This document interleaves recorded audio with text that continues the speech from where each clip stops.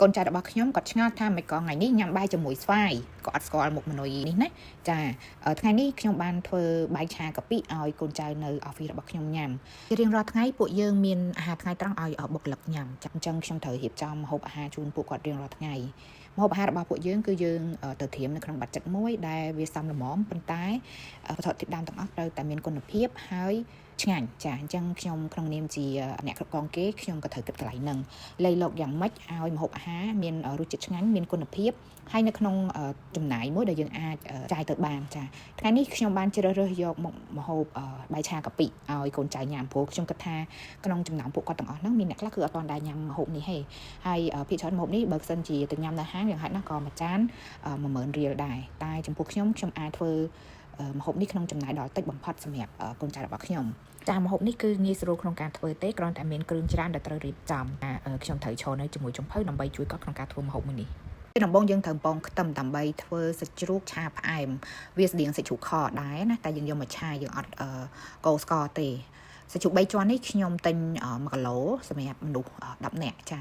ខ្ញុំឆាជាមួយនឹងខ្ទឹមប៉ងអីឲ្យឈ្ងុយរួចរាល់ហើយខ្ញុំដាក់ខ្ទឹមក្រហមនេះជាក់ស្ដែងយើងអាចឆាខ្ទឹមក្រហមជាមួយនឹងខ្ទឹមសហើយឲ្យឈ្ងុយសម្ដាក់សាច់ក៏បានដែរតែដោយសារចុងភៅគាត់អត់ធ្លាប់ធ្វើ100នេះពីមុនទៅពេលអញ្ចឹងគាត់រៀងដាក់ខុសហើយខ្ញុំប្រាប់គាត់អត់តាន់ដែរនេះយើងដាក់ស្ករពីងខ្ញុំប្រើស្ករពីងទៅវាធ្វើឲ្យសាច់ហ្នឹងក្រហមល្អហើយមួយទៀតយើងបន្ថែមក្លិននិងពណ៌ដោយស៊ីអ៊ីវខាប់ចាហើយចំពោះរសជាតិខ្ញុំធ្វើរៀងផ្អែមរៀងប្រៃបន្តិចនៅ office របស់យើងអត់ញ៉ាំប្រៃទេយើងធ្វើម្ហូបរៀងសាបល្មមតែយ៉ាងណាក៏យើងនៅអនុញ្ញាតឲ្យបុគ្គលិកគាត់ថែមទឹកត្រីឬក៏ថែមអីទៅតាមរសជាតិដែលគាត់អាចញ៉ាំបានយ៉ាងណាខ្ញុំលើកទឹកចិត្តឲ្យបុគ្គលិករបស់ខ្ញុំញ៉ាំរសជាតិអត់ដិតល្មមទេហើយយើងក៏មិនភ្លេចបន្ថែមក្លិនឈ្ងុយជាមួយនឹងម្រេចផងដែរនេះចិត្តរួចរាល់ហើយសាច់ជ្រូកឆាផ្អែមរបស់ខ្ញុំមើលទៅគួរឲ្យចង់ញ៉ាំខ្លាំងណាស់ចាចុងភៅគឺគាត់ធ្វើបដាគាត់លើកទឹកមាត់បដាដែរម្ហូបនេះមិនជាប្រវាយទេតែបើសិនជាធ្វើម្នាក់ឯងក៏ហត់ដែរណាតែដោយសារខ្ញុំមានចុងភៅគាត់ជួយចាបាយនេះមើលអ្នកទាំងអស់គ្នាមើលបាយខ្ញុំត្រូវដាំបាយឆ្នាំងធំនេះតែម្ដង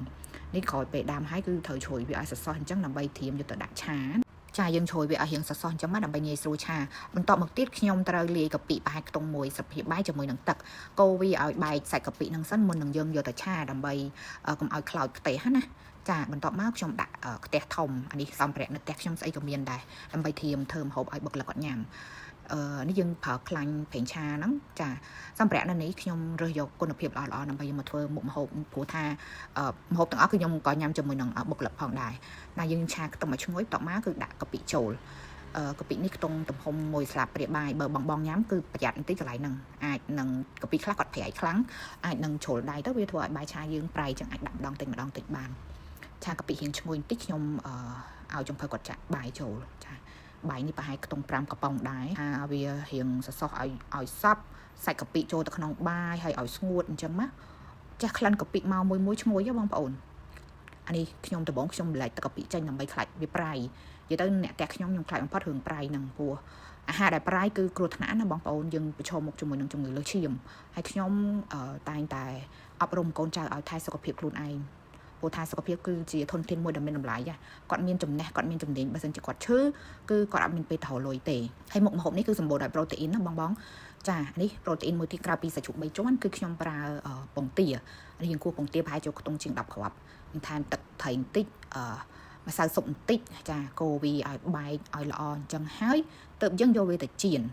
ចានេះគឺជាប្រូតេអ៊ីនមួយយ៉ាងដើម្បីបន្ថែមទៅលើមុខម្ហូបរបស់យើងថ្ងៃនេះចាមានច្រើនមុខចៀនវាឲ្យស្ដាងអានេះយើងព្យាយាមគៀវវាឲ្យវ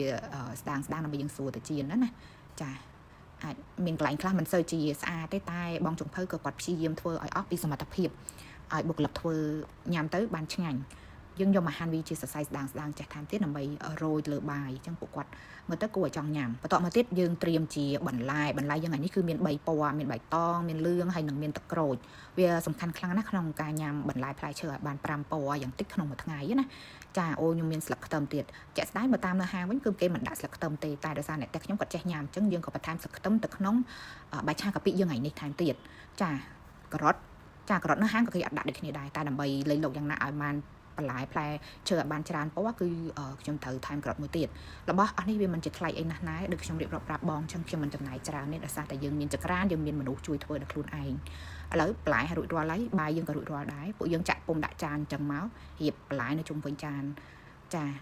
มันសូវជាស្អាតទេណាបងយើងមិនរៀបចំអីដូចនៅហាងទេតែគឺរសជាតិគឺពិតជាឆ្ងាញ់មួយចាននេះបុគ្គលិកខ្ញុំញ៉ាំអស់ណាចាញ៉ាំអស់បងកុំឃើញច្រើនអញ្ចឹងតែពួកគាត់ញ៉ាំអស់ដោយសារមុខម្ហូបប្លែកហើយណាមួយគឺ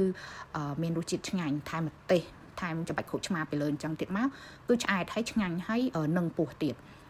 ចាជារៀងរាល់ថ្ងៃគឺយើងជុំគ្នាញ៉ាំបាយរបៀបនេះជាពេលដែលយើងសម្រាកក្រោយពេលនឿយហត់ការងារមកមួយព្រឹកចាបើសិនបងចង់ឲ្យខ្ញុំធ្វើម្ហូបអីឲ្យបុគ្គលិកញ៉ាំទៀតបងជួយខមមិននៅខាងក្រោមផងណាអរគុណជួបគ្នានៅវីដេអូក្រោយចា